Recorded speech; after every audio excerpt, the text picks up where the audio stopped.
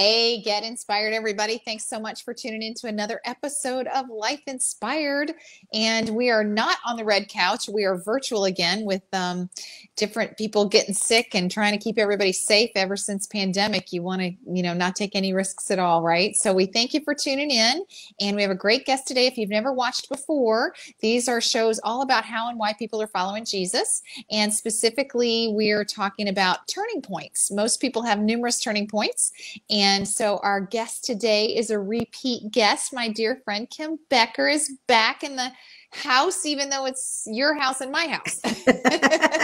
That's right. That's right. So thanks for being with us. I'm so excited because I have no idea what ... turning point you're going to talk about today. So, and then God, give us a little backstory. You've got a new thing to share with us on Life Inspired today. Well, there's lots of new things. What new thing do you want me to share? Because there's all kinds of new things. I know. Well, so we have, like the last time I had you on, we were still live in TJ21 Studios. We were. And you were on the couch. And the day we recorded, I also recorded your sister. Yes. And I also recorded your son, Seth, and his story. Yes. So there's been lots going on. I know things in your personal world. I'd love to hear a little bit about that. I'd love to hear a little bit about how the pandemic has changed the Hello Gorgeous mission and some of the stuff that y'all are working on with national television stuff. So just share, give me some backstory. Tell us stuff. Well, so the last time that we were together, I think I shared with your audience that my journey with Hello Gorgeous and helping women with cancer became a little bit more personal, as last November I was actually diagnosed with cancer. Right. It's a neuroendocrine cancer that they found in my colon, but they were able to do surgery and get it all. And I still see the doctor every 3 months, and because it's such a rare type of cancer, they have just recently referred me to a specialist in Indianapolis just to make sure that everything is still good. So just odd. It's given me a different perspective as I walk into our local cancer treatment center just to even get my blood work now. And I have a completely different take on the women that we help in the journey that they have to follow. And I smile when I walk in there. So many of the women, the nurses that are kind of back in the doctor's area, they always say to me, "Oh, I love your hair." And I always say, "Thanks." And I really want to say, "Thanks, I get to keep it." I feel so fortunate at this point in time that, what they were able to do with just the surgery, just no further treatment is needed at this time. But I will tell you, through this time, and since the last time I spent a lot of time asking God why.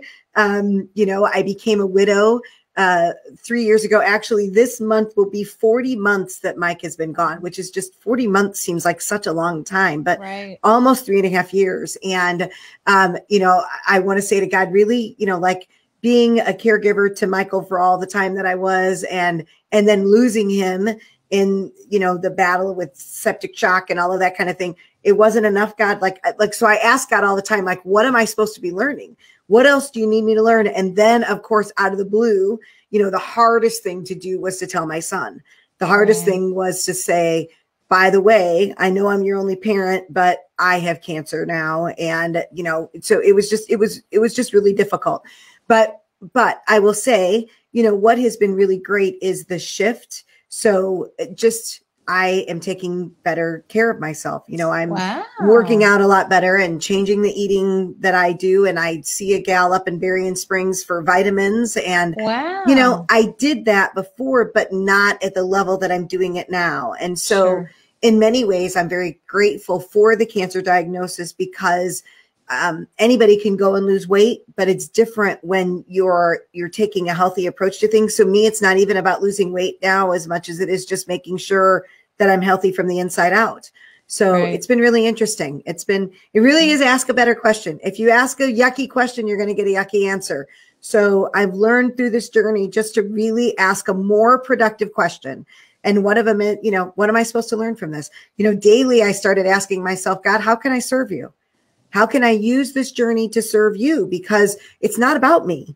Right. It's not about this time on earth I have as a gift, but it's really how I can effectively use this time on earth to serve God. That's really what it's all about. Absolutely. Absolutely. So you're serving God really, really well with Hello Gorgeous, and it's going to a whole new level. Can you tell us a little bit about the journey to this television show? Sure. So we're just in the process of things now. So my goal has always been to have a television show around my original thought was the women that we serve. And I met a guy 8-9 years ago. We worked on several projects together where we actually had a film crew come out and they filmed a whole big thing that we did at Notre Dame where we did a reveal in front of 10,000 people. And the guys that we were working with have worked on the Blair Witch Project, and they've won awards on some of the other stuff that they're doing. They were actually nominated for a country music award. Wow. Just for the recent. So, I mean, we're dealing with some great guys. And so anyway, I fought him because I was like, I wanted about the woman. I wanted about the woman. I wanted about the woman. And all the when we tried to pitch this to networks before, all the feedback that we were getting was cancer's too much of a heavy topic. It's too heavy. Wow. People don't want to know about cancer. They don't want to know about cancer. So I'm like, okay. So I kind of like gave into that. So what he had said, and I see it now, is that it's really about ordinary people doing extraordinary things. And the extraordinary things that we get to do is help women with cancer. So the show, the kind of the premise of the show now is more about myself and my team, and the team that does this selflessly on a regular basis, that they work, tirelessly to make sure that women with cancer get the support that they need. Right. So in March, they came out. Actually, we were very lucky. It was right before the pandemic hit. And we celebrated Mike's birthday with our Random Act of Kindness Day. And we had a film crew with us, and they caught all of that, which we were, myself and my team, we were in a 15-passenger van that was all, taped up with mics and GoPro cameras and all of that kind of stuff. And we did a makeover that weekend, 2 makeovers that weekend on women. And so we were able to capture all of that. And then just this past August, they came back again and got some follow-up footage. And we worked with a great team, TJ21 Marketing. They did some great footage for us. I can't wait for it to all put together. And I was grateful that TJ was able to come on board and that he was able to meet Carl and his crew. And so anyway, it's just, so now, the pandemic kind of just shifted everything. So we're just in a holding pattern right now. The network, so Hollywood even shut down through all of this. Right. And so they weren't really accepting any pitches at all for new programs. Well, now they're opening back up, but even they have to redo the way that they work. Right. They have to, the camera guys have to be so far away, and they have to get lawyers involved so that if, somebody's on the set and they contract COVID, that they can't sue the production company. And so it doesn't look like they're going to accept pitches for reality TV shows until after the first of the year, sometime, maybe spring, this has been a blessing for us again, because we've had all this time now that we can work on edits and figure out if there's, more footage that we need to get. So it's been good. So I'm excited. My prayer is that we get to inspire other people, that we truly are ordinary things. I always cling to what God says, is that he doesn't call the equipped, he equips the called. Right. And I never had any aspiration to be on TV or be a movie star or I always say I want to be Oprah, but that's a little different. But I want to be that person that you get a car and you get a car, and but that's my servant's heart, right? I just want to be able to give to so many. And so if we get the opportunity to be on a network television show and to show off these amazing individuals that work side by side with me on so many different levels, and we get to show what they do, and by their selfless efforts, we show the stories of these incredible women that fight cancer every day. I just think that it would be such an amazing blessing, blessing. Right. Absolutely. Very cool. So it's good. It's good. So cool. So, all right. So we've got lots of people that are inspired by hearing your story, but we also have lots of people that are just praying for you and your ministry, because really it is a ministry to these women fighting and their families who are fighting. And so what are some things our viewers can do? So how can they pray for you guys? How can they pray for Hello Gorgeous? How can they support Hello Gorgeous? Maybe volunteer with you or something like that. Tell us a little bit about that really quickly before we go. So we have, I always pray, my prayer every day is for guidance. my prayer every day as the leader of this organization is to make sure that I'm making the right decisions at the right time with the right people for the right team and for the right members. And so I always pray for guidance. I pray for protection. I constantly pray for a bubble of protection for a long time.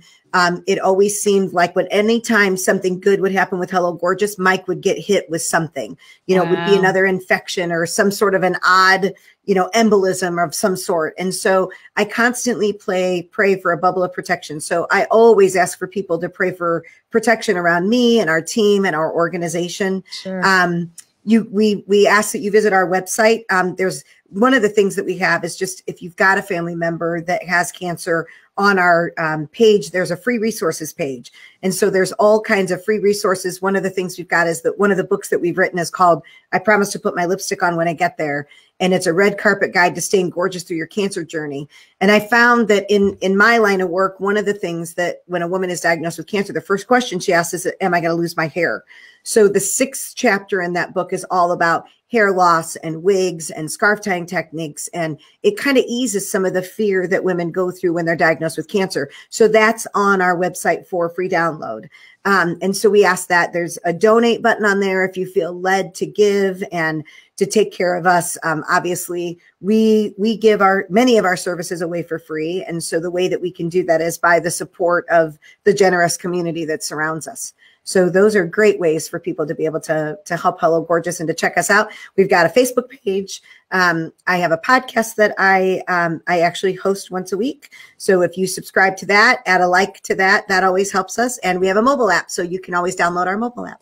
There you go. Awesome. Yeah. Well, we are so grateful for you to be with us again. Viewers, thank you so much for watching. We love to have Kim Becker and share what she's doing for all of the cancer victims and all of the servants, because they get blessed. All those that are serving get really blessed as well. So thanks for that. If you'd like to have coffee with Kim, messages here. If you want to share this story, please subscribe to our YouTube channel, like our Facebook page. You can also share the stories from lifeinspiredshow.com, and that's another way to share the show for anybody that needs to watch it. Or if you know somebody that needs to be on this virtual red couch that is not really a red couch today.